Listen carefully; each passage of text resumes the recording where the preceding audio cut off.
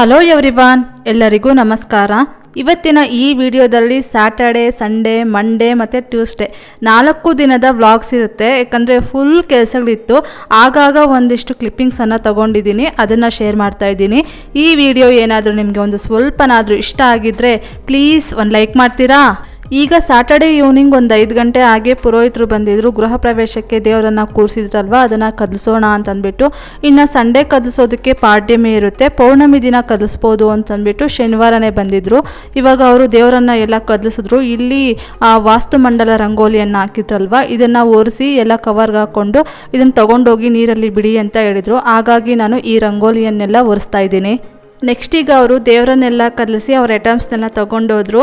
ಆಮೇಲೆ ಇಲ್ಲಿ ಊಟದ ಟೇಬಲ್ಸ್ ಮೇಲೆ ಅವರು ಪಂಚೆಗಳು ಮತ್ತು ಇಟ್ಕೆಗಳೆಲ್ಲ ಇಟ್ಟಿದ್ರು. ಅದನ್ನೆಲ್ಲ ನೀವೇ ತೆಗೀರಿ ಅಂತ ಹೇಳಿ ಹೋಗಿದ್ರು. ಇಲ್ಲಿ ನನ್ನ ತಮ್ಮ ಎಲ್ಲ ತೆಗಿತಾ ಇದ್ದ. ನಾನು ವಿಡಿಯೋ ಮಾಡೋದಕ್ಕೆ ಕ್ಯಾಮ್ರಾ ಆನ್ ಮಾಡಿಕೊಂಡೆ. ಆವಾಗ ನನ್ನ ತಮ್ಮ ನೀನೇ ತೆಗಿಯಮ್ಮ ಅಂತಂದ್ಬಿಟ್ಟು ಅವ್ನು ಬಿಟ್ಟು ಹೋದ. ನೆಕ್ಸ್ಟ್ ಇವಾಗ ನಾನು ಬಂದು ಎಲ್ಲ ಕ್ಲೀನ್ ಮಾಡ್ತಾಯಿದ್ದೀನಿ. ನೆಕ್ಸ್ಟ್ ಆಗಿ ಒಂದಿಬ್ಬರು ಕಮೆಂಟ್ ಮಾಡಿದರು, ನಿಮ್ಮ ಮನೆ ದೇವ್ರ ಫೋಟೋನ ಇಟ್ಬಿಟ್ಟು ಪೂಜೆ ಮಾಡಿ ಮಂಜು ಅಂತಂದ್ಬಿಟ್ಟು. ನನ್ನ ಮದುವೆ ಆಗಿ ಬಂದಾಗಿಂದ ನಮ್ಮ ಅತ್ತೆ ಮಾವ ನಮ್ಮ ಮನೆ ದೇವ್ರ ಫೋಟೋನ ಇಡೋದಿಲ್ಲ. ಯಾಕಂದರೆ ಅವರು ಉಗ್ರ ರೂಪ ಅಂತೆ. ಹಾಗಾಗಿ ಉಗ್ರ ರೂಪ ಇರುವಂತಹ ಫೋಟೋಗಳನ್ನು ಮನೆಯಲ್ಲಿಟ್ಟು ಪೂಜೆ ಮಾಡಬಾರ್ದು ಅಂತ ಹೇಳಿದಾರಂತೆ. ಅವರು ಆ ರೀತಿಯಾಗಿ ಮಾಡೋದಿಲ್ಲ. ನಾನು ಹೊಸ್ದಾಗಿ ಮಾಡೋದು ಸರಿ ಇರೋದಿಲ್ಲ ಅಂತಂದ್ಬಿಟ್ಟು ನಾನು ಅಷ್ಟೇ ಅವ್ರು ಏನು ಹೇಳ್ಕೊಟ್ಟಿದ್ದಾರೋ ಅದನ್ನೇ ಫಾಲೋ ಮಾಡ್ತಾಯಿದ್ದೀನಿ ಅಷ್ಟೇ. ಇಲ್ಲ ಅಂದಿದ್ರೆ ನಾನು ಯಾಕೆ ಮನೆ ದೇವ್ರ ಫೋಟೋನ ಹಿಡ್ದೆ ಪೂಜೆ ಮಾಡಲಿ? ಅವರು ಆ ರೀತಿಯಾಗಿ ಮಾಡ್ತಾ ಇಲ್ಲ. ನಾನು ಹೊಸ್ದಾಗಿ ಮಾಡಬಾರ್ದು, ಅವ್ರು ಏನು ಹೇಳ್ಕೊಟ್ಟಿರ್ತಾರೋ ಅದನ್ನೇ ಮಾಡೋಣ ಅಂತಂದ್ಬಿಟ್ಟು ಮಾಡ್ತಾಯಿದ್ದೀನಿ. ನಮ್ಮ ಹಿರಿಯರು ನಮ್ಗೆ ಏನು ಹೇಳ್ಕೊಟ್ಟಿರ್ತಾರೋ ಅದನ್ನೇ ಮಾಡಿದ್ರೇ ಒಳ್ಳೆಯದಲ್ವಾ? ಹೊಸ್ದಾಗಿ ನಾವು ಏನಾದರೂ ಒಂದನ್ನು ಶುರು ಮಾಡಬಾರ್ದು, ಎಲ್ಲ ಕೇಳಿ ಮಾಡಿ ತಿಳ್ಕೊಂಡು ಶುರು ಮಾಡಬೇಕಲ್ವಾ? ಹಾಗಾಗಿ ನಾನು ಮನೆ ದೇವ್ರ ಫೋಟೋನ ಇಟ್ಬಿಟ್ಟು ಪೂಜೆ ಮಾಡ್ತಾ ಇಲ್ಲ. ನಾನು ಅತ್ತೆ ಮಾವನ ಇನ್ನೊಂದು ಸಲ ಕೇಳಿ ನೋಡ್ತೀನಿ, ಇಡ್ಬೋದಾ ಈ ರೀತಿಯಾಗಿ ಮನೆ ದೇವ್ರ ಫೋಟೋನ ಅಂತಂದ್ಬಿಟ್ಟು. ಅವ್ರು ಏನಾದರೂ ಇಟ್ಟು ಪೂಜೆ ಮಾಡಮ್ಮ ಅಂತಂದರೆ ಇಟ್ಟು ಪೂಜೆ ಮಾಡ್ತೀನಿ, ಇಲ್ಲ ಬೇಡಮ್ಮ ಅಂತಂದರೆ ನಾನು ಇಡೋದಕ್ಕೆ ಹೋಗೋದಿಲ್ಲ. ನೆಕ್ಸ್ಟ್ ಈಗ ನನ್ನ ಹಸ್ಬೆಂಡ್ ಇಲ್ಲಿ ಹಂಗಿಸ್ತಿದ್ದಾರೆ, ನೀನು ಕ್ಯಾಮ್ರಾ ಆನ್ ಮಾಡಿರೋದಕ್ಕೆ ನಾವ್ಯಾರೂ ನಿನಗೆ ಹೆಲ್ಪ್ ಮಾಡ್ತಾಯಿಲ್ಲ, ನೀನೊಬ್ಬಳೇ ಮಾಡಬೇಕಾಗುತ್ತೆ ಕೆಲಸಗಳನ್ನೆಲ್ಲ ಅಂತ ಹೇಳ್ತಾ ಇದ್ರು. ನೀನು ಕ್ಯಾಮ್ರಾ ಆಫ್ ಮಾಡಿದರೆ ನಾವು ನಿನ್ನ ಜೊತೆಗೆ ಹೆಲ್ಪ್ ಮಾಡೋದಕ್ಕೆ ಬರ್ತಿದ್ವಿ, ನೀನೇ ಮಾಡು ಅಂತ ಹೇಳ್ತಾಯಿದ್ರು. ಸರಿ ಬಿಡು ನಾನೇ ಮಾಡ್ತೀನಿ ಅಂತಂದ್ಬಿಟ್ಟು ನಾನೇ ಮಾಡ್ಕೊಳ್ತಾ ಇದ್ದೀನಿ ಕೆಲಸಗಳನ್ನೆಲ್ಲ. ಇಲ್ಲಿ ಇಟ್ಕೆಗಳನ್ನೆಲ್ಲ ತೆಗೆದು ಅಲ್ಲಿ ಬಾಗ್ಲ ಹತ್ರ ತೊಗೊಂಡೋಗಿ ಇಡ್ತೀನಿ. ಅಲ್ಲಿ ನನ್ನ ತಮ್ಮ ಮೂಟೆಗೆ ಹಾಕ್ಕೊಳ್ತಾ ಇದ್ದಾನೆ. ನನ್ನ ತಮ್ಮ ಬೆಳಗ್ಗೆನೇ ಬಂದ, ಒಂದು 11 ಗಂಟೆಗೆ ಬಂದ. ಈ ಕೆಲಸಗಳನ್ನೆಲ್ಲ ಮಾಡಿ ಅದಾದಮೇಲೆ ಒಂದಷ್ಟು ಐಟಮ್ಸ್ನೆಲ್ಲ ಮನೆಗೆ ಶಿಫ್ಟ್ ಮಾಡಿ ಆಮೇಲೆ ಭಾನುವಾರ ಬೆಳಗ್ಗೆ 5 ಗಂಟೆಗೇ ಅವನು ಊರಿಗೆ ಹೊರಟ. ದೇವರುಗಳನ್ನು ತೆಗೆಯುವಾಗ ವಿಡಿಯೋ ಮಾಡ್ಕೊಳ್ಳೋಣ ಅಂದ್ಕೊಂಡೆ, ಆದರೆ ಇವತ್ತು ಒಂದು ಸ್ವಲ್ಪ ಸ್ಟ್ರಿಕ್ಟ್ ಪುರೋಹಿತರು ಬಂದಿದ್ದರು. ಆಮೇಲೆ ಅವರು ಬೈದು ಬಿಡ್ತಾರೆ ಅಂತಂದ್ಬಿಟ್ಟು ನಾನು ವಿಡಿಯೋ ಮಾಡ್ಕೊಂಡಿಲ್ಲ. ಮನೆ ಗೃಹ ಪ್ರವೇಶದ ದಿನ 3 ಜನ ಬಂದಿದ್ರಲ್ಲ ಪುರೋಹಿತರು, ಅವರು ಒಂದು ಸ್ವಲ್ಪ ಸಾಫ್ಟಾಗಿ ಎಲ್ಲ ನೀಟಾಗಿ ಹೇಳ್ಕೊಡ್ತಾಯಿದ್ರು. ಇವರೊಂದು ಸ್ವಲ್ಪ ಸ್ಟ್ರಿಕ್ಟಾಗಿ ಮಾತಾಡ್ತಾಯಿದ್ರು. ಆಮೇಲೆ ನಾನು ವಿಡಿಯೋ ಮಾಡೋದೇನಾದರೂ ನೋಡಿಬಿಟ್ಟು ಏನಾದರೂ ಅಂದುಬಿಡ್ತಾರೇನೋ ಅಂತಂದ್ಬಿಟ್ಟು ನಾನು ವಿಡಿಯೋ ಮಾಡ್ಕೊಂಡಿಲ್ಲ. ಆಮೇಲೆ ನಾನಿಲ್ಲಿ ಇವತ್ತು ವಾಯ್ಸ್ ಓವರ್ನ ಒಂದು ಸ್ವಲ್ಪ ಸ್ಲೋ ಆಗಿ ಕೊಡ್ತಾ ಇದ್ದೀನಿ. ಯಾಕಂದರೆ ನನ್ನ ಹಸ್ಬೆಂಡು ಮತ್ತು ಯಾರೋ ಒಬ್ಬರು ಕ್ಲೈಂಟ್ಸ್ ಬಂದಿದ್ದಾರೆ, ಅವರು ಹಾಲಲ್ಲಿ ಕೂತ್ಕೊಂಡು ಒಂದು ಸ್ವಲ್ಪ ಮೀಟಿಂಗ್ ಮಾಡ್ತಾ ಇದ್ದಾರೆ. ಇನ್ನು ಜೋರಾಗಿ ಮಾತಾಡಿದೆ ಅಂತಂದರೆ ಅವ್ರಿಗೆ ಕೇಳಿಸುತ್ತೆ, ಡಿಸ್ಟರ್ಬ್ ಆಗುತ್ತೆ ಅಂತಂದ್ಬಿಟ್ಟು ವಾಯ್ಸ್ ಓವರ್ನ ಒಂದು ಸ್ವಲ್ಪ ನಿಧಾನವಾಗಿ ಕೊಡ್ತಾ ಇದ್ದೀನಿ.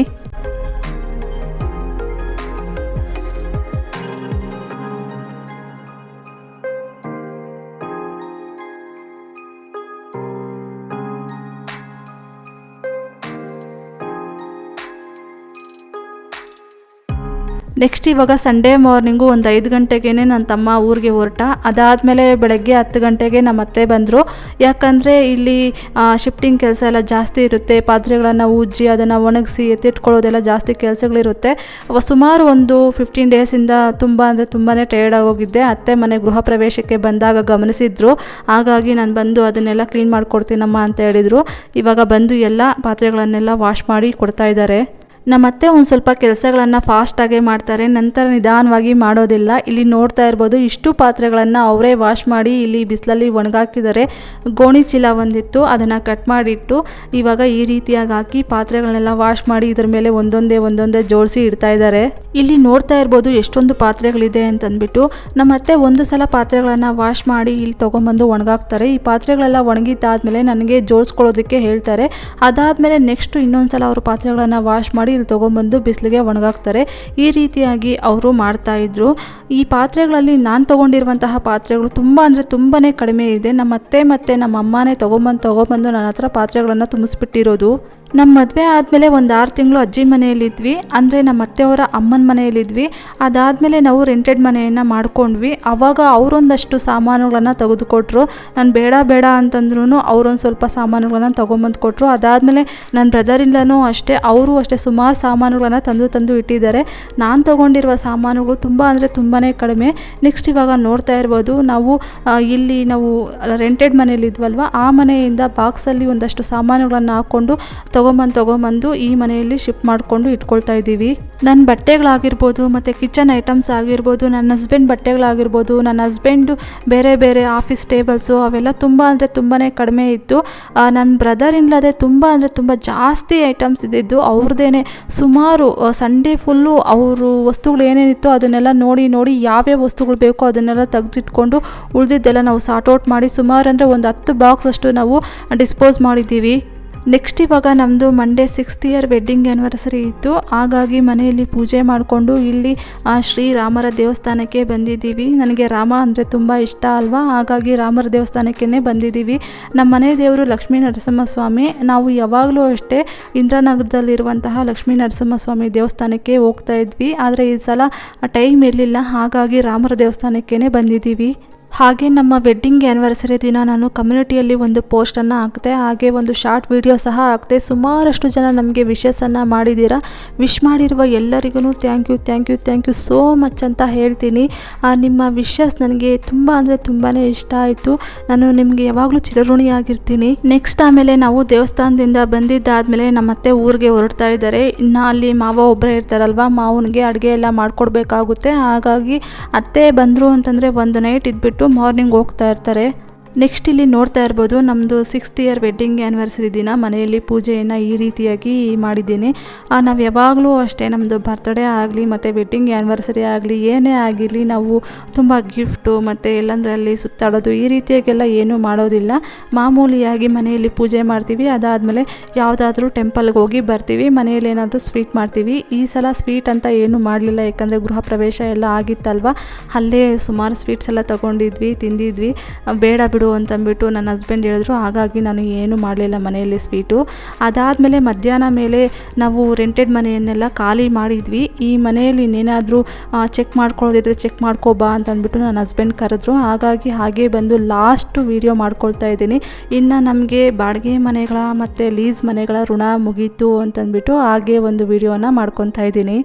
ಆಮೇಲೆ ನಾನು ನನ್ನ ಹಸ್ಬೆಂಡ್ನ ಸುಮ್ಮನೆ ತಮಾಷೆಯಾಗಿ ಕೇಳಿದೆ, ನಮ್ಮ ವೆಡ್ಡಿಂಗ್ ಆ್ಯನಿವರ್ಸರಿಗೆ ಏನು ಗಿಫ್ಟ್ ಕೊಡ್ತಾ ಇದ್ದೀರಾ ನನಗೆ ಅಂತ ಕೇಳಿದೆ. ಅದಕ್ಕೆ ಅವರು ದುಬಾರಿಯಾಗಿ ಮನೆಯನ್ನೇ ಗಿಫ್ಟಾಗಿ ಕೊಟ್ಟಿದ್ದೀನಲ್ವಾ, ಇನ್ನೇನಿದೆ ಅಂತ ಹೇಳಿದ್ರು. ನಮ್ಮದು ವೆಡ್ಡಿಂಗ್ ಆ್ಯನಿವರ್ಸರಿ ಆಗಲಿ ಮತ್ತು ಬರ್ತ್ಡೇಗಳಾಗಲಿ ಯಾವುದೇ ಆಗಲಿ ನಮಗೆ ಗಿಫ್ಟ್ ಅಂತ ಏನೂ ಕೊಡೋದಿಲ್ಲ. ಯಾವಾಗಲಾದರೂ ನಮಗೆ ಬೇಕು ಅಂತ ಅನ್ನಿಸ್ದಾಗ ನಾವು ತೊಗೊತೀವಿ. ಅವತ್ತಿನ ದಿನವೇ ತೊಗೊಳ್ಬೇಕು ಅಂತ ಅನ್ನೋದೇನಿಲ್ಲ ನಮ್ಮ ಹತ್ರ. ನೆಕ್ಸ್ಟ್ ಇವಾಗ ಇಲ್ಲಿ ನೋಡ್ತಾ ಇರ್ಬೋದು, ಈ ಮನೆಯಲ್ಲಿ ನಾವು 3 months ಇದ್ವಿ. ಈ ಮನೆಯಲ್ಲಿ ಗೀಝರ್ ಇರಲಿಲ್ಲ ಮತ್ತು ಫ್ಯಾನ್ಸ್ ಇರಲಿಲ್ಲ, ಲೈಟ್ಸ್ ಇರಲಿಲ್ಲ, ಏನೂ ಇರಲಿಲ್ಲ. ಆದರೂ ಪರವಾಗಿಲ್ಲ, ಒಳ್ಳೆಯ ಕಾಲ ಬರ್ತಾ ಇದೆ ಅಂತಂದರೆ ಈ ಒಂದು ಕೆಟ್ಟ ದಿನಗಳನ್ನು ಕಳೀಲೇಬೇಕು ಅಂತಂದ್ಬಿಟ್ಟು ಈ ಮನೆಯಲ್ಲಿ ನಾವು ಬಂದು ಅಡ್ಜಸ್ಟ್ ಮಾಡ್ಕೊಂಡಿದ್ವಿ. ಇವಾಗ ಈ ಮನೆಯನ್ನು ಖಾಲಿ ಮಾಡೋ ಟೈಮ್ ಬಂತು. ದೇವ್ರೂ ಅಷ್ಟೇ ನಮಗೆ ಒಳ್ಳೆ ಲೈಫನ್ನೇ ಕೊಟ್ಟಿದ್ದಾನೆ. ಆ ಮನೆಯಲ್ಲಿ ನಾವು ಇನ್ನು ನೆಮ್ಮದಿಯಾಗಿ ಇರ್ಬೋದು.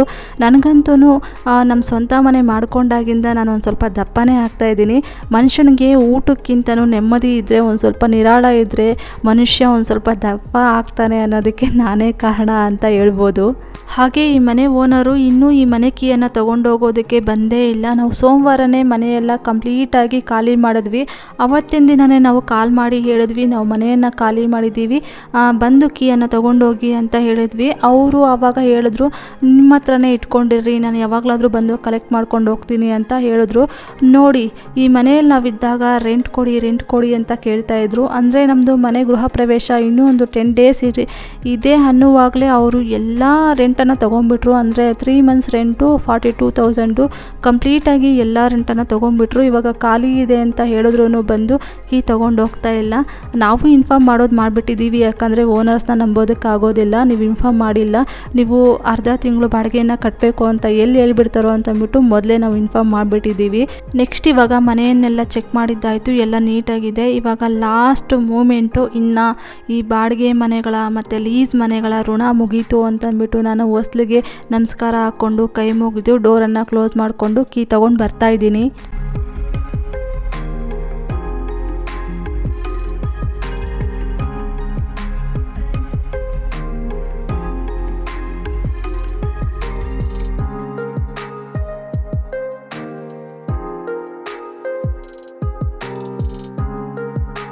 ನೆಕ್ಸ್ಟ್ ಈಗ ಮಂಗಳವಾರ ಬೆಳಗ್ಗೆ ನಾನು ಮನೆಯೆಲ್ಲ ಕಸ ಗುಡಿಸಿ ಸ್ನಾನ ಮಾಡ್ಕೊಂಡು ಬಂದು ಪೂಜೆ ಮಾಡಿದ್ದಾದಮೇಲೆ ಟಿಫನ್ ಎಲ್ಲ ಮಾಡಿಕೊಂಡು ಪಾತ್ರೆಗಳೆಲ್ಲ ವಾಶ್ ಮಾಡಿದ್ದಾದಮೇಲೆ ಇವಾಗ ನಾನು ಇಲ್ಲಿ ಪಾರ್ಟಿಷನ್ ಹತ್ರ ಆ ಶೋ ಪೀಸಸನ್ನು ಇಡೋದಕ್ಕೆ ಒಂದು ಸ್ವಲ್ಪ ಡಿಸೈನ್ ಮಾಡಿದ್ದಾರೆ. ಇಲ್ಲಿ ನಾನು ಶೋ ಪೀಸಸನ್ನು ಇಡೋಣ ಅಂತಂದ್ಬಿಟ್ಟು ಒರೆಸ್ಬಿಟ್ಟು ಶೋ ಪೀಸನ್ನು ಇಡ್ತಾಯಿದ್ದೀನಿ. ನಾವು ಸೋಮವಾರನೇ ಎಲ್ಲ ರೆಡಿ ಮಾಡಿ ಇಟ್ಕೊಂಡಿದ್ವಿ, ಅತ್ತೆ ಇದ್ರಲ್ವ, ಹಾಗಾಗಿ ಅತ್ತೆ ಎಲ್ಲ ಇಟ್ಟಿದ್ರು ಶೋ ಪೀಸಸನ್ನು. ಆದರೆ ನಾವೇನು ಮಾಡಿದ್ವಿ ಅಂತಂದರೆ ಎಲ್ಲೆಲ್ಲಿ ಏನೇನು ಐಟಮ್ಸ್ ಇಡಬೇಕು ಅದನ್ನು ಒಂದು ಸ್ಪೆಸಿಫಿಕ್ಕಾಗಿ ಒಂದು ಜಾಗ ಅಂತ ಹುಡ್ಕೊಂಬಿಡೋಣ. ಅದಾದಮೇಲೆ ನೀಟಾಗಿ ಇನ್ನೊಂದ್ಸಲ ನೀಟಾಗಿ ಒರೆಸ್ಕೊಂಡಿಟ್ರೆ ಆಯಿತು ಅಂತಂದ್ಬಿಟ್ಟು ನಾವು ಈ ರೀತಿಯಾಗಿ ಮಾಡಿದ್ವಿ. ಯಾಕಂದರೆ ನಮ್ಮದು ಆ ರೆಂಟ್ ಪೀರಿಯಡ್ ಅನ್ನೋದು ಕಂಪ್ಲೀಟ್ ಆಗೋಗಿತ್ತು. ಇನ್ನೂ ಒಂದು ಸ್ವಲ್ಪ ಲೇಟ್ ಮಾಡಿದ್ದೀವಿ ಅಂತಂದರೆ ಇನ್ನೆಲ್ಲಿ ಒಂದು ಹಾಫ್ ಮಂತ್ ರೆಂಟ್ ಕೊಡಿ ಅಂತ ಕೇಳಿಬಿಡ್ತಾರೋ ಅಂತಂದ್ಬಿಟ್ಟು ಫಸ್ಟು ಆ ಮನೆಯಿಂದ ಸಾಮಾನುಗಳೆಲ್ಲ ಇಲ್ಲಿ ತೊಗೊಂಬಂದು ಇಟ್ಕೊಂಬಿಡೋಣ. ಅದಾದಮೇಲೆ ನೀಟಾಗಿ ಒಂದೊಂದೇ ಆರ್ಗನೈಜೇಷನ್ ಮಾಡಿ ಇಟ್ಕೊಂಡ್ರೆ ಆಯಿತು ಅಂತಂದ್ಬಿಟ್ಟು ಈ ರೀತಿಯಾಗಿ ಮಾಡ್ಕೊಂಡಿದ್ದೀವಿ. ಇನ್ನೂ ನಾನು ಸುಮಾರಷ್ಟು ಐಟಮ್ಸನ್ನು ನೀಟಾಗಿ ಜೋಡಿಸಿ ಇಟ್ಕೊಳ್ಬೇಕು. ಒಂದು ಸ್ವಲ್ಪ ಅಲ್ಲಲ್ಲಿ ದೊಡ್ಡದಾಗಿ ಎಲ್ಲ ಕೆಲಸಗಳನ್ನು ಮಾಡಿ ಇಟ್ಕೊಂಡಿದ್ದೀನಿ. ಆಮೇಲೆ ನೀವೀಗ ಅಂದ್ಕೊಳ್ಬೋದು, ಯಾಕೆ ಮಂಜು ಇಷ್ಟೊಂದು ಸ್ಲೋ ಆಗಿ ವಾಯ್ಸ್ ಓವರ್ ಕೊಡ್ತಾ ಇದೆಯಾ, ಅವ್ರು ಹೋದ್ಮೇಲೆ ವಾಯ್ಸ್ ಓವರ್ ಕೊಡ್ಬೋದಾಗಿತ್ತಲ್ವಾ ಅಂತ ನೀವು ಅಂದ್ಕೊಳ್ಬೋದು. ಯಾರಾದರೂ ಅವರು ಕ್ಲೈಂಟ್ಸ್ ಬಂದಿದ್ದಾರೆ ಅಂತಂದರೆ ಏನಿಲ್ಲ ಅಂತಂದರೂ 1 hour 2 hour ಆದರೂ ಮೀಟಿಂಗ್ ಅವ್ರದ್ದು ಮುಗಿಯೋದೇ ಇಲ್ಲ. ಅವ್ರು ಕಾಯ್ಕೊಂಡು ಕೂತ್ಕೊಂಡಿದ್ರೆ ನನ್ನ ಕೆಲಸಗಳಾಗೋದಿಲ್ಲ. ಅದಾದಮೇಲೆ ನಾವು ಬೇರೆ ಒಂದು ದೇವಸ್ಥಾನಕ್ಕೆ ಹೋಗಬೇಕಾಗಿರುವ ಕೆಲಸಗಳಿದೆ, ನನಗೆ ಸುಮಾರಷ್ಟು ಕೆಲಸ ಇದೆ. ಇದು ಲಾಸ್ಟ್ ವೀಡಿಯೋ. ಈ ವಿಡಿಯೋನ ನಾನು ಎಡಿಟಿಂಗ್ ಮಾಡಿ ವಾಯ್ಸ್ ಓವರ್ ಕೊಟ್ಟು ಇನ್ನು ಈ ವಿಡಿಯೋನ ಪೋಸ್ಟ್ ಮಾಡಿಬಿಟ್ಟಿದ್ದೀನಿ ಅಂತ ಒಂದು 2-3 ದಿನಗಳ ಮಟ್ಟಿಗೆ ನಾನು ಆರಾಮಾಗಿ ರೆಸ್ಟ್ ಮಾಡ್ಬೋದು ಮತ್ತು ಆರಾಮಾಗಿ ದರ್ಶನ ಮಾಡ್ಕೊಂಡು ಬರ್ಬೋದು ಅಂತಂದ್ಬಿಟ್ಟು ನಾನು ವಾಯ್ಸ್ ಓವರ್ನ ಅವರು ಇದ್ದರೆ ಇರಲಿ, ಅವ್ರು ಹೋಗೋ ಹಾಗೆ ಕಾಣ್ತಾ ಇಲ್ಲ ಅಂತಂದ್ಬಿಟ್ಟು ನಿಧಾನವಾಗಿ ವಾಯ್ಸ್ ಓವರ್ ಕೊಡ್ತಾಯಿದ್ದೀನಿ. ನೆಕ್ಸ್ಟ್ ಇವಾಗ ಇಲ್ಲಿ ನೋಡ್ತಾ ಇರ್ಬೋದು, ನಾವು ಆಲ್ರೆಡಿ ಲೀಸ್ ಮನೆಯಲ್ಲಿದ್ದಾಗ ಶೋ ಪೀಸಸ್ಸನ್ನು ತೊಗೊಂಡಿದ್ವಲ್ವ, ಅದೇ ಒಂದು ಶೋ ಪೀಸಸ್ ಇತ್ತು. ಅದರಿಂದನೇ ನಾನು ಈ ರೀತಿಯಾಗೆಲ್ಲ ಇಟ್ಬಿಟ್ಟು ಡೆಕೋರೇಷನನ್ನು ಮಾಡ್ಕೊಂಡಿದ್ದೀನಿ. ಈ ಮನೆಗೆ ಬಂದಾಗಿಂದ ನಾನು ಯಾವುದೇ ಒಂದು ಹೊಸ ಶೋ ಪೀಸಸ್ಸನ್ನು ತೊಗೊಂಡಿಲ್ಲ. ಇರೋದ್ರಲ್ಲೇ ಅಡ್ಜಸ್ಟ್ ಮಾಡ್ಕೊಳ್ಳೋಣ ಅಂತಂದ್ಬಿಟ್ಟು ಇರೋದ್ರಲ್ಲೇ ಅಡ್ಜಸ್ಟ್ ಮಾಡ್ಕೊಂಡಿದ್ದೀನಿ. ನೆಕ್ಸ್ಟ್ ಇವಾಗ ಪಾರ್ಟಿಷನ್ ಹತ್ರ ಎಲ್ಲ ಡೆಕೋರೇಷನ್ ಮಾಡಿದ್ದಾಯಿತು. ಇವಾಗ ಟಿ ವಿ ಯೂನಿಟ್ ಹತ್ರ ಬಂದು ಯಾವ್ಯಾವ ಶೋ ಪೀಸಸ್ಸು ಎಲ್ಲೆಲ್ಲಿ ಇಡಬೇಕು ಅಲ್ಲಲ್ಲಿ ನೋಡಿಕೊಂಡು ಆ ಎಲ್ಲ ಶೋ ಪೀಸಸ್ಸನ್ನು ಒರೆಸಿ ಇಡ್ತಾಯಿದ್ದೀನಿ. ಆಮೇಲೆ ನೀವು ಸುಮಾರಷ್ಟು ಜನ ಕಮೆಂಟ್ ಮಾಡ್ತಾ ಇದ್ದೀರಾ, ನಿಮ್ಮ ಫ್ಲ್ಯಾಟ್ ಕಾಸ್ಟ್ ಎಷ್ಟಾಯಿತು ಮತ್ತು ಇಂಟೀರಿಯರ್ಗೆ ಎಷ್ಟಾಯಿತು ಮತ್ತು ಪುರೋಹಿತರಿಗೆ ಎಷ್ಟು ಕೊಟ್ರಿ ಅಂತೆಲ್ಲ ಸುಮಾರು ಕಮೆಂಟ್ಸ್ ನನಗೆ ಬರ್ತಾ ಇದೆ. ನಾನು ಮುಂದಿನ ವೀಡಿಯೋಗಳಲ್ಲಿ ಎಲ್ಲನೂ ನಿಮಗೆ ಡೀಟೇಲ್ ಆಗಿ ಹೇಳ್ತೀನಿ. ನೆಕ್ಸ್ಟು ನಾವಿಲ್ಲಿ ಟಿ ವಿನ ಕೆಳಗಡೆನೇ ಇಟ್ಟಿದ್ದೀವಿ, ಯಾಕಂದರೆ ಇದಕ್ಕೆ ವಾಲ್ ಮೌಂಟ್ ಇಲ್ಲ. ವಾಲ್ ಮೌಂಟ್ ಎಲ್ಲ ನಾವು ಕಳೆದಾಕಿದ್ವಿ. ಆ ಮನೆಯಲ್ಲಿದ್ದಾಗ ಅಂದರೆ ಲೀಸ್ ಮನೆಯಲ್ಲಿದ್ದಾಗೆಲ್ಲ ನಾವು ಗೋಡೆನ ಕೊರೆಸೋದು ಯಾಕೆ, ಇದು ಲೀಸ್ ಮನೆ ಮತ್ತು ಅವ್ರೇನಾದರೂ ಬೈಕೊಳ್ತಾರೆ ಅಂತಂದ್ಬಿಟ್ಟು ನಾವು ಇಲ್ಲೇ ಕೆಳಗಡೆನೇ ಇಟ್ಕೊಂಡಿದ್ವಿ. ಇನ್ನು ಈ ಮನೆಗೆ ಬಂದಾಗ ವಾಲ್ ಮೌಂಟ್ ಎಲ್ಲ ತೊಗೊಂಬಂದು ಫಿಕ್ಸ್ ಮಾಡಬೇಕಂತೆ. ಈ ಒಂದು ಟಿ ವಿ ಯೂನಿಟ್ಗೆ ದೊಡ್ಡ ಟಿ ವಿ ಬೇಕಾಗುತ್ತೆ. ದೊಡ್ಡ ಟಿ ವಿ ತೊಗೊಂಬಂದಿದ್ದಾದಮೇಲೆ ಫಿಕ್ಸ್ ಮಾಡ್ಕೊಳ್ಳೋಣ, ಈ ಸದ್ಯಕ್ಕೆ ಕೆಳಗಡೆನೇ ಇರಲಿ ಅಂತಂದ್ಬಿಟ್ಟು ಕೆಳಗಡೆನೇ ಇಟ್ಕೊಂಡಿದ್ದೀವಿ. ಹಾಗೆ ನಾನು ಮನೆಗೆ ಸೋಫಾ ಆಗಿರ್ಬೋದು ಮತ್ತು ಡೈನಿಂಗ್ ಟೇಬಲ್ ಆಗಿರ್ಬೋದು ಇವನ್ನೆಲ್ಲ ತೊಗೊಂಡಿಲ್ಲ. ಯಾಕಂದರೆ ನಾವು ಲೀಸ್ ಮನೆಯಲ್ಲಿದ್ದೀವಿ, ರೆಂಟೆಡ್ ಮನೆಯಲ್ಲಿದ್ವಿ, ಪದೇ ನಾವು ಮನೆಯನ್ನು ಚೇಂಜ್ ಮಾಡ್ತಾ ಇರಬೇಕಾಗುತ್ತೆ, ಪದೇ ಈ ಸಾಮಾನುಗಳನ್ನೆಲ್ಲ ಸಾಗಿಸ್ತಾ ಇರಬೇಕಾಗುತ್ತೆ, ಕಷ್ಟ ಆಗುತ್ತೆ ಅಂತಂದ್ಬಿಟ್ಟು ನನಗೇನು ಅವಶ್ಯಕತೆ ಇತ್ತು ಅಷ್ಟು ಸಾಮಾನುಗಳನ್ನು ಮಾತ್ರ ತೊಗೊಂಡು ಇಟ್ಕೊಂಡಿದ್ದೆ. ಇವಾಗ ಇನ್ನು ಸೋಫಾ ತೊಗೋಬೇಕು ಮತ್ತು ಡೈನಿಂಗ್ ಟೇಬಲ್ ಎಲ್ಲ ತೊಗೊಳ್ಬೇಕು. ಆದರೆ ಈ ಸದ್ಯಕ್ಕೆ ತೊಗೊಳ್ಳೋದಿಲ್ಲ, ಇನ್ನೊಂದು ಸ್ವಲ್ಪ ದಿನ ಆದಮೇಲೆ ತೊಗೊಳ್ಳೋಣ ಅಂತ ಅಂದ್ಕೊಂಡಿದ್ದೀವಿ.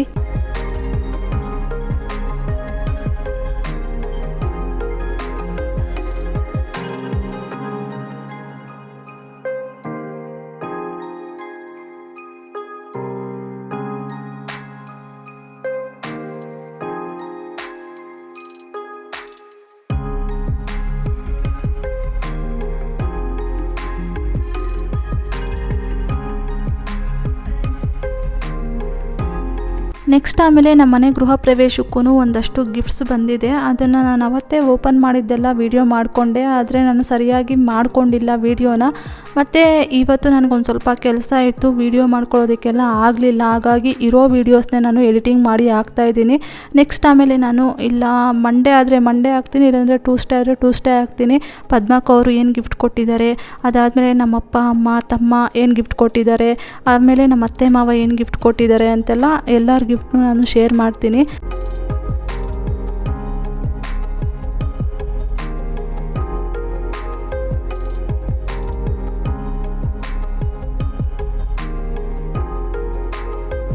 ಹಾಗೆ ಸುಮಾರಷ್ಟು ಜನ ಕಮೆಂಟ್ ಮಾಡ್ತಾ ಇದ್ದೀರಾ, ನಿಮ್ಮ ಮನೆ ತುಂಬ ಚೆನ್ನಾಗಿದೆ ಮಂಜು, ತುಂಬ ಚೆನ್ನಾಗಿ ಬಂದಿದೆ ಮಂಜು, ದೇವ್ರ ಮನೆಯೆಲ್ಲ ತುಂಬ ಚೆನ್ನಾಗಿ ಬಂದಿದೆ ಮಂಜು ಅಂತೆಲ್ಲ ಕಮೆಂಟ್ ಮಾಡ್ತಾ ಇದ್ದೀರಾ. Thank you so much. ಮನೆ ಈ ರೀತಿಯಾಗಿ ಬರೋದಕ್ಕೆ ನಾನು ಮತ್ತು ನನ್ನ ಹಸ್ಬೆಂಡು ಎಷ್ಟು ಶ್ರಮ ವಹಿಸಿದ್ದೀವಿ ಅಂತಂದರೆ ತುಂಬಾ ಶ್ರಮ ವಹಿಸಿದ್ದೀವಿ. ನಾನು ಲಾಸ್ಟು ಒಂದೆರಡು ವೀಡಿಯೋಗಳಲ್ಲೇ ಹೇಳಿದ್ದೀನಿ, ನಮ್ಮ ಇಂಟೀರಿಯರ್ ಅಣ್ಣನ ನಾನು ಅದೆಷ್ಟು ತಲೆ ತಿಂದಿದ್ದೀನಿ ಅಂತಂದರೆ ತುಂಬಾ ತಲೆ ತಿಂದಿದ್ದೀನಿ. ನನ್ನ ಹಸ್ಬೆಂಡು ಅಷ್ಟಾಗಿ ಮಾತಾಡ್ತಾ ಇರಲಿಲ್ಲ, ಯಾಕಂದರೆ ನನ್ನ ಹಸ್ಬೆಂಡ್ಗೂ ಮತ್ತು ಇಂಟೀರಿಯರ್ ಅನ್ನೋಗೂ ಅಷ್ಟೊಂದು ಪರಿಚಯ ಇರಲಿಲ್ಲ. ನನಗೆ ತುಂಬ ಪರಿಚಯ ಇತ್ತು, ಯಾಕಂದರೆ ನಮ್ಮ ತವ್ರ ಮನೆ ಊರಿನವರು ಅವರು. ಹಾಗಾಗಿ ನಾನು ತುಂಬ ಅಂದರೆ ತುಂಬಾ ತಲೆ ತಿಂದೆ. ಮತ್ತು ಹೆಣ್ಣು ಗೃಹ ಪ್ರವೇಶಕ್ಕೆ ಬಂದಾಗಲೂ ಅಷ್ಟೇ ನನ್ನ ತಂಗಿ ಮನೆ ಅಂದ್ಕೊಂಡೆ ನಾನು ಇಂಟೀರಿಯರ್ನೆಲ್ಲ ಮಾಡಿಸ್ಕೊಟ್ಟೆ ಅಮ್ಮ ಅಂತ ಎಲ್ಲ ಹೇಳಿದ್ರು. ಪಾಪ ಅಮೌಂಟ್ ವಿಚಾರದಲ್ಲೂ ಅಷ್ಟೇ ಒಂದು ಸ್ವಲ್ಪ ಆ ಕಡೆ ಈ ಕಡೆ ಕೊಡೋದು ಒಂದು ಸ್ವಲ್ಪ ವ್ಯತ್ಯಾಸ ಆದ್ರೂ ಪಾಪ ಅಡ್ಜಸ್ಟ್ ಮಾಡಿಕೊಂಡ್ರು. ಇನ್ನೂ ಕೊಡೋ ಬ್ಯಾಲೆನ್ಸು ಇನ್ನೂ ಇದೆ, ಆದರೂ ಪಾಪ ಅವ್ರು ಕೇಳಲಿಲ್ಲ, ಒಂದು ಸ್ವಲ್ಪ ರಿಲ್ಯಾಕ್ಸ್ ಆಗಲಿ ಅವರು, ಆಮೇಲೆ ಕೇಳೋಣ ಅಂತಂದ್ಬಿಟ್ಟು ಇದ್ದಾರೆ. ಈ ರೀತಿಯಾಗಿ ತುಂಬ ಅಂದರೆ ತುಂಬಾ ಹೆಲ್ಪ್ ಮಾಡಿಕೊಟ್ರು ನಮ್ಮ ಇಂಟೀರಿಯರ್ ಅಣ್ಣನೂ ಅಷ್ಟೇ. ನೆಕ್ಸ್ಟ್ ಇವಾಗ TV ಯೂನಿಟ್ನೆಲ್ಲ ಒರೆಸಿದ್ದಾಯಿತು. ಈ ರೀತಿಯಾಗಿ ನಾನು ಶೋ ಪೀಸಸ್ನೆಲ್ಲ ಜೋಡಿಸಿ ಇಟ್ಟಿದ್ದೀನಿ. ಹೇಗೆ ಕಾಣ್ತಾ ಇದೆ ಅಂತಂದ್ಬಿಟ್ಟು ಇದನ್ನು ಅಷ್ಟೇ ಕಮೆಂಟ್ ಬಾಕ್ಸಲ್ಲಿ ಕಮೆಂಟ್ ಮಾಡಿ, ಚೆನ್ನಾಗಿ ಕಾಣ್ತಾ ಇದೆಯಾ ಅಂತಂದ್ಬಿಟ್ಟು.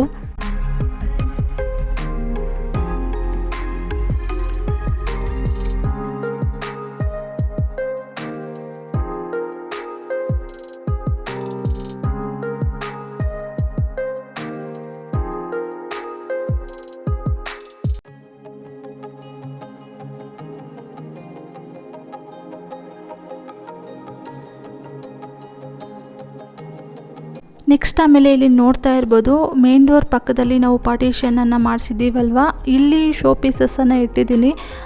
ಎಲ್ಲ ಪ್ಲೇಸ್ಗೂ ಆಯಾಯ ಪ್ಲೇಸ್ಗೆ ಆಯಾಯ ಶೋ ಪೀಸಸ್ಸು ಎಲ್ಲ ಚೆನ್ನಾಗಿ ಸೆಟ್ ಆಗಿದೆ ಅಂತ ನನಗೆ ಅನ್ನಿಸ್ತಾ ಇದೆ. ತುಂಬ ಚೆನ್ನಾಗಿ ಕಾಣ್ತಾ ಇತ್ತು. ಇಲ್ಲಿ ಪಾರ್ಟಿಷನ್ ಹತ್ರ ಆಗಿರ್ಬೋದು ಮತ್ತು TV ಯೂನಿಟ್ ಹತ್ರ ಆಗಿರ್ಬೋದು, ಎಲ್ಲ ಕಡೆನೂ ಅಷ್ಟೇ. ನಾನು ಹೊಸ್ದಾಗಿ ಏನೂ ತಗೊಂಡೇ ಇಲ್ಲ, ಆದರೂ ಇರೋ ಹಳೆ ಶೋ ಪೀಸಸ್ಸನ್ನೇ ಇಟ್ಟಿದ್ದೀನಿ. ಚೆನ್ನಾಗಿ ಕಾಣ್ತಾ ಇದೆ ನನಗಂತೂ. ನಿಮಗೆ ಹೇಗೆ ಅನ್ನಿಸ್ತಿದೆ ಅಂತ ಅಂದ್ಬಿಟ್ಟು ಕಮೆಂಟ್ ಬಾಕ್ಸಲ್ಲಿ ಕಮೆಂಟ್ ಮಾಡಿ. ನೆಕ್ಸ್ಟ್ ಇವಾಗ ಮಧ್ಯಾಹ್ನ ಮೇಲೆ ನಮ್ಮ ಮನೆ ಗೃಹ ಪ್ರವೇಶಕ್ಕೆ ತಾಂಬೂಲಕ್ಕೆ ಅಂತಂದ್ಬಿಟ್ಟು, ಅಂದರೆ ಲೇಡೀಸ್ಗೆಲ್ಲನೂ ಬಟ್ಲುಗಳನ್ನು ಕೊಡೋಣ ಅಂತಂದ್ಬಿಟ್ಟು ಒಂದು 20 ಬಟ್ಲನ್ನು ತೊಗೊಂಬಂದಿದ್ವಿ. ಅದಾದಮೇಲೆ ತೆಂಗಿನಕಾಯಿ ಎಲ್ಲ ಜೆಂಟ್ಸ್ಗೆ ಕೊಡೋಣ ಅಂತಂದ್ಬಿಟ್ಟು ಒಂದು 30 ತೆಂಗಿನಕಾಯನ್ನು ತೊಗೊಂಬಂದಿದ್ವಿ. ಅವತ್ತಿನ ದಿನ ಇವನ್ನೆಲ್ಲ ಕೊಟ್ಟು ಇನ್ನು ಎಷ್ಟು ಉಳಿದಿದೆ ಅಂತಂದ್ಬಿಟ್ಟು ಚೆಕ್ ಮಾಡಿ ನೋಡ್ತಾ ಇದ್ದೀನಿ. ಅಂದರೆ ಬಟ್ಟೆಗಳು ಎಷ್ಟು ಉಳಿದಿದೆ, ಅದಾದಮೇಲೆ ತೆಂಗಿನಕಾಯಿಗಳು ಎಷ್ಟು ಉಳಿದಿದೆ, ಮತ್ತು ಕಾಫಿ ಕಪ್ಸು ಮತ್ತು ಸುಮಾರಷ್ಟು ಐಟಮ್ಸ್ನೆಲ್ಲ ಈ ಮೂಟೆಗೆ ಹಾಕಿ ಇಟ್ಟಿದ್ರು. ನೀನು ಎಲ್ಲ ಸಾರ್ಟ್ಔಟ್ ಮಾಡ್ಕೊಳ್ಳಮ್ಮ ಅಂತಂದ್ಬಿಟ್ಟು ನಮ್ಮ ಅತ್ತೆ ಹೇಳಿದರು. ಹಾಗಾಗಿ ಚೆಕ್ ಮಾಡಿ ಇಟ್ಕೊಳ್ತಾ ಇದ್ದೀನಿ. ನೋಡ್ತಾ ಇರ್ಬೋದು, ಇದು ಬಂದು ನಾನು ಸಜ್ಜಿಗೆ ಮಾಡಿದ್ನಲ್ವ, ಸಜ್ಜಿಗೆನ ಪ್ಲೇಟ್ಸಲ್ಲಿ ಹಾಕಿ ಕೊಡೋಣ ಅಂತಂದ್ಬಿಟ್ಟು ತೊಗೊಂಬಂದಿದ್ವಿ. ಅದಾದಮೇಲೆ ಅಡಿಕೆ ಒಂದು ಪಟ್ನಗಳಿರುತ್ತಲ್ವ, ಅದು ಅಷ್ಟೇ, ಅದು ಉಳಿದಿತ್ತು. ಅದಾದಮೇಲೆ ಇಲ್ಲಿ ನೋಡ್ತಾ ಇರ್ಬೋದು, ಇದು ಪಂಚಾಮೃತ, ಅಂದರೆ ಲಕ್ಷ್ಮೀ ಅಮ್ಮನವ್ರಿಗೆ ಅಭಿಷೇಕ ಮಾಡಿಸಿದ್ದೀವಲ್ಲ, ಅದನ್ನು ಪಂಚಾಮೃತನ ಈ ಗ್ಲಾಸಲ್ಲಿ ಹಾಕ್ಕೊಡೋಣ. ಪ್ರತಿ ಸಲ ಪಾಪ ಕೈಗಳಲ್ಲಿ ಇಸ್ಕೊಂಡು ಕೈ ತೊಳ್ಕೊಳ್ಳೋದಕ್ಕೆ ಪರದಾಡೋದು ಯಾಕೆ ಅಂತಂದ್ಬಿಟ್ಟು ನಾವು ಈ ಕಪ್ಸಲ್ಲಿ ಹಾಕಿ ಕೊಟ್ಟಿದ್ವಿ. ಅದಾದಮೇಲೆ ತೆಂಗಿನಕಾಯಿಗಳು ಅಷ್ಟೇ, ಒಂದು 15 ತೆಂಗಿನಕಾಯಿನೋ ಉಳಿದಿತ್ತು. 30 ತೆಂಗಿನಕಾಯಿ ತೊಗೊಂಬಂದಿದ್ವಿ. ಅದರಲ್ಲಿ 15 ಹೋಗಿದೆ, ಇನ್ನೊಂದು 15 ಹಾಗೇ ಇದೆ. ಅದರಲ್ಲಿ ಎಲೆ ಎಲ್ಲ ಇಟ್ಟಿದ್ರಲ್ವ, ಅಂದರೆ ವಿಳ್ಯದೆಲೆ, ಅದೆಲ್ಲ ಒಂದು ಸ್ವಲ್ಪ ಬಾಡ್ದಾಗೆ ಆಗೋಗಿತ್ತು. ಹಾಗಾಗಿ ಎಲ್ಲ ತೆಗೆದು ಕವರ್ಸ್ನೆಲ್ಲ ನೀಟಾಗಿ ಜೋಡಿಸಿಟ್ಕೊಂಡು, ಈ ತೆಂಗಿನಕಾಯಿನ ಹಂಗೆ ಇಟ್ಕೊಂಡು ಇನ್ನು ಕೊಬ್ಬರಿ ಎಣ್ಣೆ ಮಾಡಿಸ್ಕೊತೀವಲ್ವ, ಅದನ್ನು ಮಾಡಿಸ್ಕೊ ಅಂತ ನನ್ನ ತಮ್ಮ ಹೇಳ್ದ. ಹಾಗಾಗಿ ಸರಿ ಬಿಡು ಅಂತಂದ್ಬಿಟ್ಟು ನಾನು ಹಾಗೆ ಇಟ್ಕೊಂಡಿದ್ದೀನಿ, ವಾಪಸ್ ಏನೂ ಕೊಡೋದಕ್ಕೆ ಹೋಗಲಿಲ್ಲ.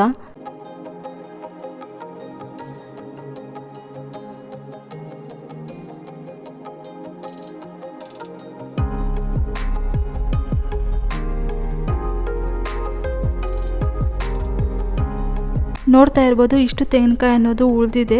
ಇನ್ನು ಬಟ್ಲುಗಳು ಬಂದು ಹಾಗೆ ಇಟ್ಟಿದ್ದೀನಿ. ಯಾವಾಗಲಾದರೂ ಯಾರಾದರೂ ಬಂದಾಗ ಅರ್ಶಿನ ಕುಂಕುಮ ಕೊಡೋದಕ್ಕೆ ಸರಿ ಹೋಗುತ್ತೆ ಅಂತಂದ್ಬಿಟ್ಟು ಹಾಗೆ ಇಟ್ಕೊಂಡಿದ್ದೀನಿ. ಅದನ್ನೆಲ್ಲ ಏನು ಓಪನ್ ಮಾಡೋದಕ್ಕೆ ಹೋಗಲಿಲ್ಲ. ಆಮೇಲೆ ಈ ತೆಂಗಿನಕಾಯಿನ ಮತ್ತು ಬಟ್ಲುಗಳನ್ನ ಎಲ್ಲ ಪ್ಯಾಕ್ ಮಾಡಿದ್ದು ಗೃಹ ಪ್ರವೇಶದ ದಿನ, ಅಂದರೆ ಬುಧವಾರದ ನೈಟು ನಮ್ಮಮ್ಮ, ನಮ್ಮ ಮಾವ ಮತ್ತು ನಮ್ಮ ಅತ್ತೆ, ನನ್ನ ತಮ್ಮ ಇವರೆಲ್ಲ ಪಾಪ ಕಷ್ಟಪಟ್ಟು ಹಾಕಿದ್ರು. ಇವಾಗ ನಾನೇ ಎಲ್ಲ ತೆಗೆದು ನೀಟಾಗಿ ಜೋಡಿಸಿ ಇಟ್ಕೊಳ್ತಾ ಇದ್ದೀನಿ. ಇದಾಗಿತ್ತು ಫ್ರೆಂಡ್ಸ್ ಇವತ್ತಿನ ಈ ವಿಡಿಯೋ. ಇನ್ನು ನೆಕ್ಸ್ಟ್ ವಿಡಿಯೋದಲ್ಲಿ ಯಾರ್ಯಾರು ನನಗೆ ಏನೇನು ಗಿಫ್ಟ್ ಕೊಟ್ಟಿದ್ದಾರೆ ಅನ್ನೋದನ್ನು ಶೇರ್ ಮಾಡ್ಕೊಳ್ತೀನಿ. ಅದು ಬಂದು ಒಂದು ಸ್ವಲ್ಪ ಲೇಟಾಗೇ ಬರುತ್ತೆ, ಸೋಮವಾರ ಇಲ್ಲಾಂದರೆ ಮಂಗಳವಾರ ಹಾಕ್ತೀನಿ. ಈ ವಿಡಿಯೋ ಏನಾದರೂ ನಿಮಗೆ ಒಂದು ಸ್ವಲ್ಪನಾದರೂ ಇಷ್ಟ ಆಗಿದರೆ, ಮೋಟಿವೇಶನ್ ಅನಿಸಿದರೆ, please do like, share, comment and subscribe to my channel. Thank you for watching my video. Have a nice day. Bye. ನೋಡಿ, ಇನ್ನೂ ಹೋಗಿಲ್ಲ ನನ್ನ ಹಸ್ಬೆಂಡು ಕ್ಲೈಂಟ್ಸು. ಅವ್ರು ಕಾಯ್ಕೊಂಡಿದ್ದರೆ ನಾನು ವಾಯ್ಸ್ ಓವರ್ ಕೊಡೋದಕ್ಕೆ ಆಗ್ತಾಯಿರಲಿಲ್ಲ. ಹಾಗಾಗಿ ವಾಯ್ಸ್ ಓವರ್ ಕೊಟ್ಟು ಎಲ್ಲ ಕಂಪ್ಲೀಟ್ ಮಾಡ್ತಾಯಿದ್ದೀನಿ.